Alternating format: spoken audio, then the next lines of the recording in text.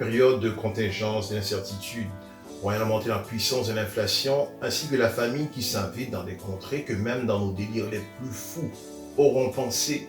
Nous nous disons au vaste monde, qu'en serait-il demain? Les choses que autrefois que nous croyons certains vinrent par ébranler et même s'écrouler. Alors que nombre d'entre nous sont maintenus du vivant artificiellement par des pilules et des thérapies de toutes sortes. La solution à tout cela, c'est Jésus le Christ. Peut-être que vous dites à l'intérieur de vous, j'ai déjà donné une chance à Jésus. En fait, lui avez-vous offert une vraie chance? Et certains disent, et ce avec raison, qu'il en soit une situation d'emploi ou tout autre, ils n'ont su me donner une vraie chance. Mais qu'en est-il de vous? Avez-vous offert une vraie chance à Jésus le Christ? Offrez-lui donc une vraie chance et vous saurez voir ce qu'il fera dans votre vie. C'est pour laquelle nous invitons à tenir un culte à sa gloire et ce dimanche après dimanche de 11h à 13h.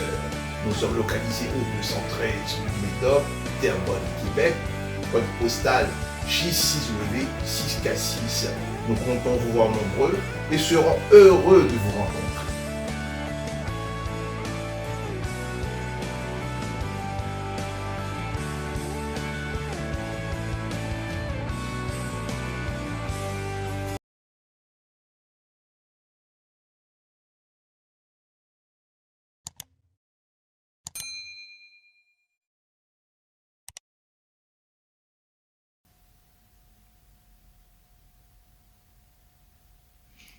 Bon matin à tous, une fois de plus avec joie que je retrouve encore ce matin autour de cette table d'enseignement. Je me présente, je suis pasteur Jad Isidore. Et nous constatons que nos vidéos sont peu consultées et il y a une baisse au niveau des vues. Mais en fait, nous, notre raison ici, ce n'est pas d'être une espèce de matu-vu, de se faire voir. Et ce n'est pas notre raison. Notre raison d'être, c'est de pouvoir vous enseigner la parole du Seigneur.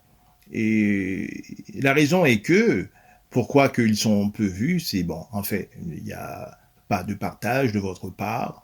Et également, il semblerait que votre intérêt est plutôt tourné vers les réseaux sociaux, c'est-à-dire Facebook, pour connaître les potins, connaître ce dont qui se passe dans la vie des autres, de consulter leurs photos. Et cela, bon, est-ce que en fait cela amènera quelque chose de plus? Amènera-t-il à la consultation de ces photos, si vous voulez, amènera-t-il une valeur ajoutée dans votre vie? Mais la valeur ajoutée qui sera rajoutée dans votre vie, c'est lorsque vous ouvrez votre cœur à la parole du Seigneur. Et c'est ce don qui va vous enrichir et ce qui va vous permettre de croître et de grandir dans le Christ. Et c'est la raison pour laquelle que le Seigneur a pris bien soin de dire que mon peuple meurt par faute de connaissance. Et la connaissance aujourd'hui est accessible à tous. Aujourd'hui, si quelqu'un fait choix de ne pas s'instruire, eh bien, cela c'est réellement la toute négligence. Parce que nous avons tout aujourd'hui accessible à nous-mêmes. Nous avons les ordinateurs, nous avons toujours les bibliothèques, nous avons nos téléphones que nous trimballons de par où que nous allons. Et donc, nous avons aujourd'hui l'accessibilité à la connaissance dans la main droite. Alors que ces vidéos et ces enseignements sont piétinés par vous, et cela nous prend un temps considérable, négligeant souvent la famille, afin de pouvoir prendre un temps pour se mettre à ces vidéos. Et je vous dis une chose, et cette chose, elle a été déjà dite au travers de nos capsules, ces vidéos, ces enseignements qui est piétinés par vous. Un jour, vous les chercherez. Eh bien, vous ne les retrouverez tout simplement pas. car dans les temps que nous sommes, il est que tout enseignement qui oscille autour de l'enlèvement de l'Église, qui oscille autour de la parole de Dieu, sera simplement radié, sera simplement supprimé dans toute sa totalité au travers de YouTube. C'est la raison pour laquelle que je vous invite semaine après semaine de nous rejoindre, d'être avec nous afin que vous soyez enseignés. Vous avez besoin d'être enseignés. Et nous savons ce que nous sommes, c'est ce que nous connaissons. Ce que nous sommes, en réalité, c'est ce que nous connaissons. Plus que nous connaissons, eh bien, c'est ce que nous sommes. Eh bien, si nous connaissons rien, eh bien, nous sommes malheureusement pas grand-chose si nous ne connaissons rien.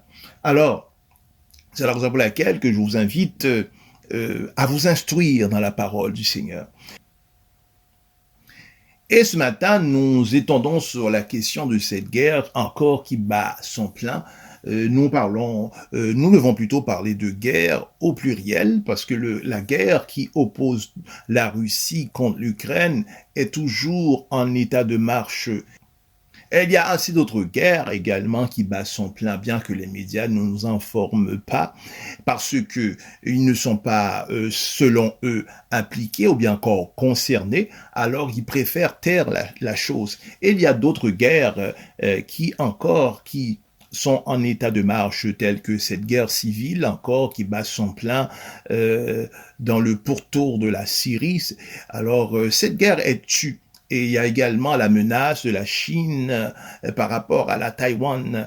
Et donc, le monde actuel, en ce moment, est en bouleversement. C'est la raison pour laquelle que l'apôtre Paul a pris bien soin de dire au travers de Éphésiens 5, 16, « Rachetez le temps, car les jours sont mauvais. » Racheter le temps signifie simplement de pouvoir saisir l'occasion présente, à cause que les jours à venir seront des jours incertains, des jours de contingence, des jours de tumulte, et sont des temps très mauvais. Alors, nous devons, selon les recommandations de l'apôtre, saisir le temps présent en se donnant à Jésus le Christ et de faire de lui notre Seigneur et notre Sauveur.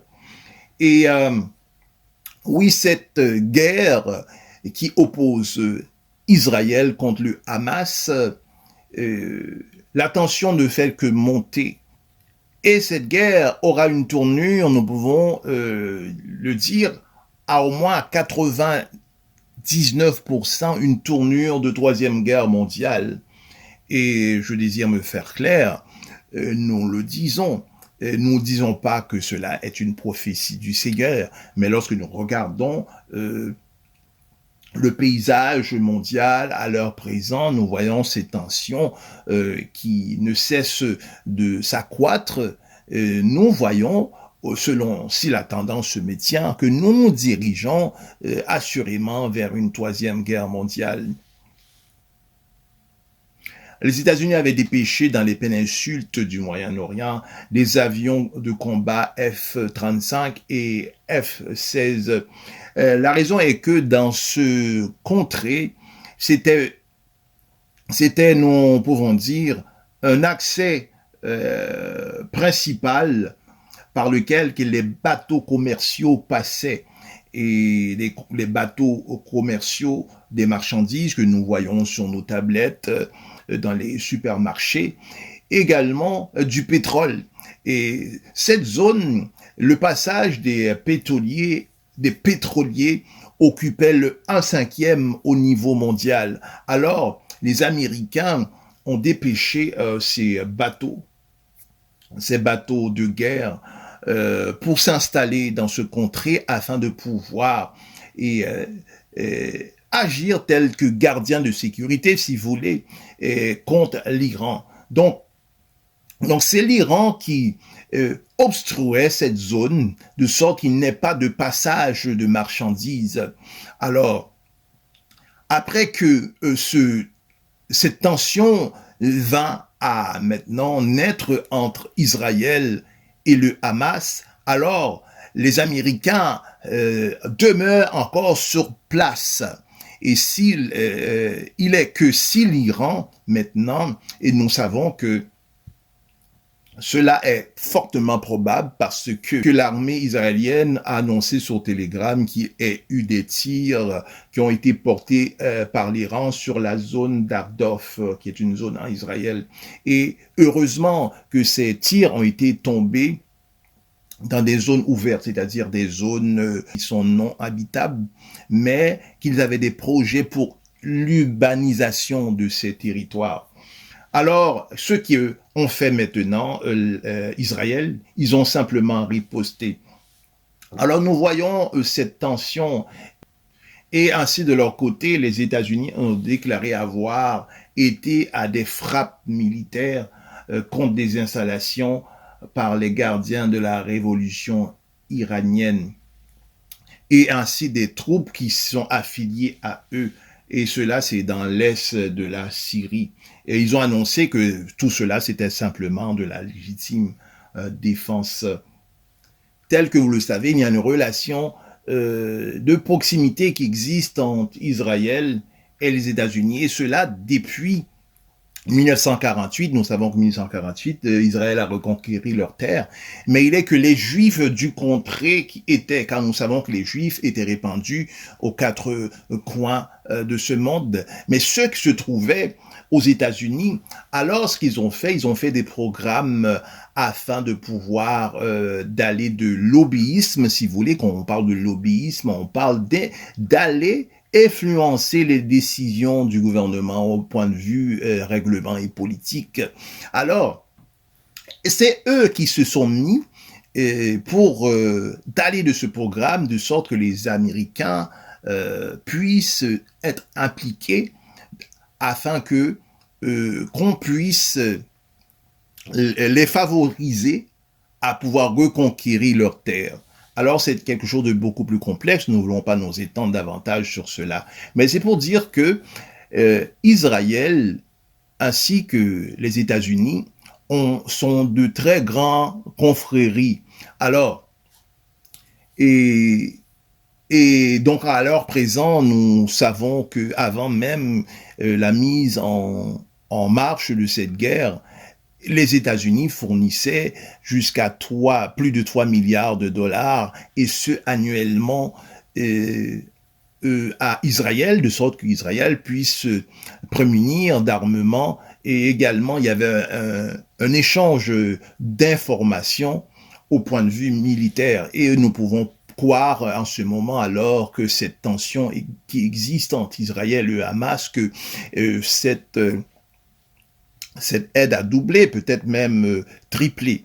Et donc, il y a cette relation étroite qui existe entre eux.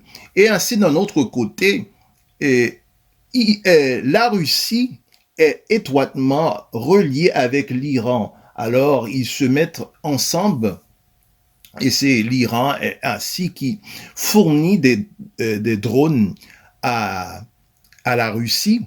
Et la Russie, lorsqu'ils reçoivent les drones, ce qu'ils font, c'est qu'ils vont maintenant départir ces drones afin de insérer eux-mêmes leur propre technologie. Et ces technologies sont ainsi distribuées à l'Iran. Donc, il y a un échange d'armes important qui se fait entre ces deux camarades. Donc, nous pouvons entrevoir cette tension qui existe à l'heure présent. Il est que les États-Unis se mettront avec Israël afin d'affronter le Hamas, également l'Iran, qui se mettra de partie avec la Russie. Et nous savons qu'en ce moment, que ce sont un temps de coalition, c'est-à-dire qu'ils feront alliance ensemble afin de se rendre plus forts, tels que les États-Unis, à l'heure présent, ont investi des sommes manifestement astronomiques afin de se prémunir des armes, également des boucliers, surtout antimissiles. Et nous savons que malgré le fait qu'ils ont investi de ces sommes au travers des boucliers antimissiles, mais cela n'est pas une infaillibilité, puisque les boucliers antimissiles peuvent bloquer jusqu'à un certain nombre de missiles. Et en 1900, dans les années 80, en 2004, nous disons bien, de leurs boucliers antimissiles, ils pouvaient bloquer jusqu'à une vingtaine de missiles. Et nous ne voulons pas aller vous expliquer qu'est-ce que un bouclier antimissile, cela est une haute complexité, mais ce sont, pour se faire simple, c'est un système qui se prémunit lui-même de missiles, qui va également avec des batteries, et ces batteries vont ainsi faire en sorte que les missiles puissent aller l'un contre l'autre. Nous parlons des missiles ennemis qui puissent aller l'un contre l'autre. Alors donc, ces missiles, autrefois en 2004, pouvaient détecter et même bloquer jusqu'à une vingtaine de missiles. Et nous pouvons aujourd'hui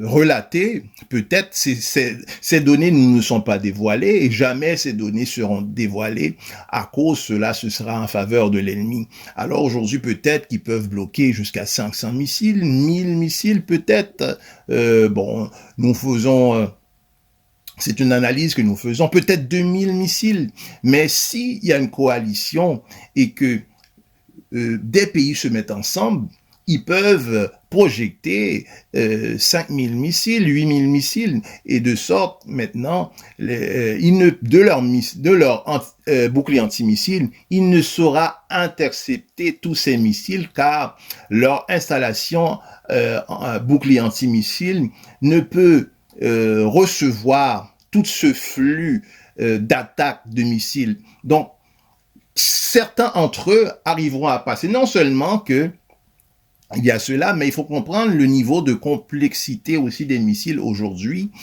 Ces missiles, il y en a qui sont que les radars ne peuvent détecter, ils sont invisibles aux radars.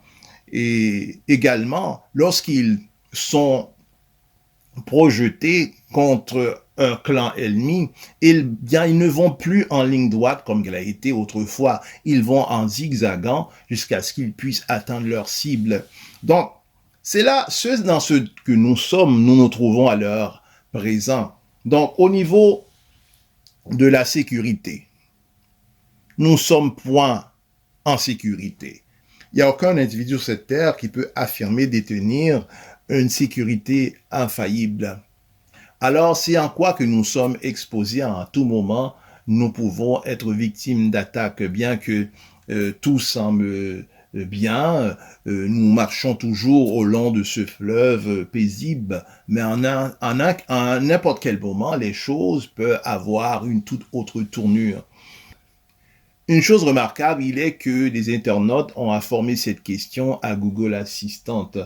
Le demanda quand serait-ce la Troisième Guerre mondiale? Et l'assistance Google alla dire il serait le 23 novembre 2023 à 18h05. Il est que l'intelligence artificielle, dans son vouloir de répondre à la majorité des questions, va chercher la meilleure réponse possible, si toujours il y en a une. Il va utiliser la réponse qui figure au haut de son classement en utilisant des algorithmes. Et toutefois, des mensonges, des théories du complot ou informations erronées peuvent parfois se glisser et perturber le fonctionnement de l'assistance. Donc, nous devrons prendre cela avec un grain de sel, mais toutefois, il ne faut pas faire ce qu'a fait l'autruche, s'enfouir la tête dans le sable et comprendre que tout autour de nous est merveilleux, que nous pouvons maintenant percevoir le monde avec des lunettes roses. Et pourquoi que Google Assistant fit cette réponse? C'est tout simplement que la Russie, également l'Allemagne, sont des ennemis de très longue date. Souvenez-vous que Hitler, après avoir signé un traité de non-violence entre la Russie, et un an après, Hitler demanda à la France que la France puisse lui créer un passage de sorte qu'il puisse attaquer la Russie qui était menée par Staline de l'époque. Alors, cette attaque fut une attaque de grande envergure dans laquelle que 6 millions de soldats étaient impliqués et c'était un grand massacre qui eut lieu. Alors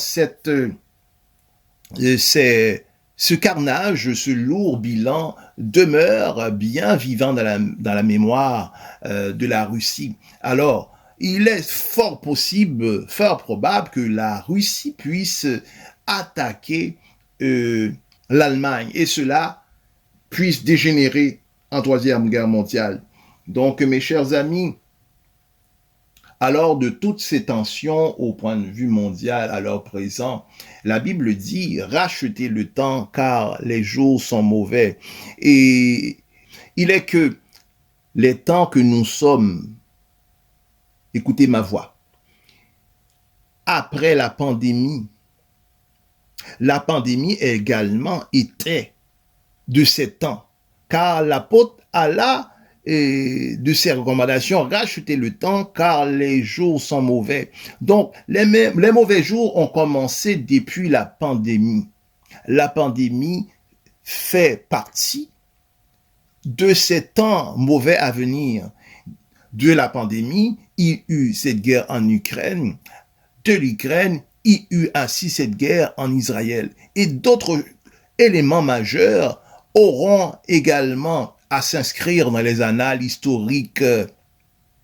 Alors, les temps que l'apôtre rapporte au travers de Éphésiens 5 sont des temps que nous vivons actuellement. Donc, les temps avant la pandémie, nous ne verrons plus jamais ces temps-là encore. Et ces guerres qui sont en état de marche à l'heure présente vont amener des choses tout à fait réellement graves. Et la famine va s'accentuer à cause le passage des aliments se feront difficiles et il y a des taxes qui vont se rajouter à cela. Donc, les temps qui sont annoncés au travers de ce chapitre, ce sont les temps actuels que nous vivons, les temps qui sont de ces temps qui sont mauvais. Alors, les moments que nous sommes maintenant va s'enclencher par une dégénération exceptionnelle. Donc, et nous allons ce matin de cette recommandation, nous vous demandons de vous prémunir des aliments non périssables et de bien les ranger avec soin dans votre demeure, car le coût de la vie sera inaccessible. Et nous pouvons dire également, les temps qui s'en viennent, vivre serait un privilège. Donc, vivre sera un privilège. Également, manger, pour plusieurs d'entre nous, sera également un privilège. C'est la raison pour laquelle, à cause du coût exponentiel de la vie à venir, je vous demande de vous emmagasiner des denrées, des choses non périssables, afin de pouvoir supporter ces moments à venir qui sont des temps d'une extrême difficulté. Également, si vous avez les moyens, prémunissez-vous d'un générateur électrique, car nous savons qu'en temps de guerre, les choses qui seront rompues, premièrement, c'est l'électricité, Internet, donc de vous prémunir de ces choses afin de pouvoir supporter ces temps à venir. Donc les temps qui s'annoncent, mes chers amis, ne sont pas heureuses. Bien au contraire, c'est la raison pour laquelle que l'apôtre Paul a dit racheter le temps, c'est-à-dire de saisir le moment présent. Le moment présent, c'est ce moment que nous devons nous donner à Christ, de faire Christ notre Seigneur et notre Sauveur, car les temps à venir, ce sont des temps qui seront terribles. Avant de terminer, allons de quelques mots de prière. Père des cieux, à toi seul soit la gloire, la magnificence et l'éclat. Et ce matin, Seigneur, je désire, Seigneur, roi des rois, répandre entre tes mains sans, Seigneur, Israël, ton peuple, Wadewa, qui maintenant, Seigneur, est la cible éternelle, des constantes éternelles, des ennemis, Seigneur, qui marchent contre ce peuple afin d'amener un génocide étant au travers de ce territoire éternel des armées. Et éternel, tu es un Dieu de justice tout-puissant, sachant qu'Israël occupe bien son territoire, occupe bien la terre promise que tu lui as accordée, tout-puissant, lors et de son départure de l'Égypte, tout-puissant. Mais voilà que, Seigneur, ce territoire veut être ravi par l'ennemi. Je prie de préserver ton peuple, éternel des armées, éternel des armées. Et tu préserves tout-puissant les familles, les enfants tout-puissants, les femmes éternelles des armées qui ont des enfants dans leur sein en ce moment, qu'ils soient protégés. Et t'en sois avec eux, éternel des armées tout-puissant, Père éternel des armées. Et je te prie également, Père Céleste, si c'est ta volonté, que tu puisses établir, éternel, une paix éternelle dans ce contrée tout-puissant, où ce que, éternel des armées, où ce que, éternel juif, et le peuple arabe éternel des armées puisse vivre éternel dans une fraternité, Père éternel des armées. Sois avec nous, tout-puissant, car tu es notre Dieu, Père Saint. C'est que je te prie, au nom puissant de Jésus-Christ, à lui seul soit la gloire d'éternité en éternité. Amen.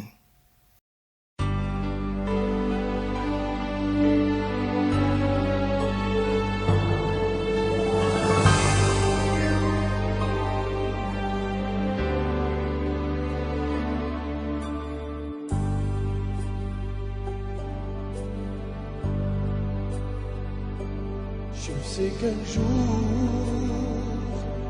mes yeux verront Jésus.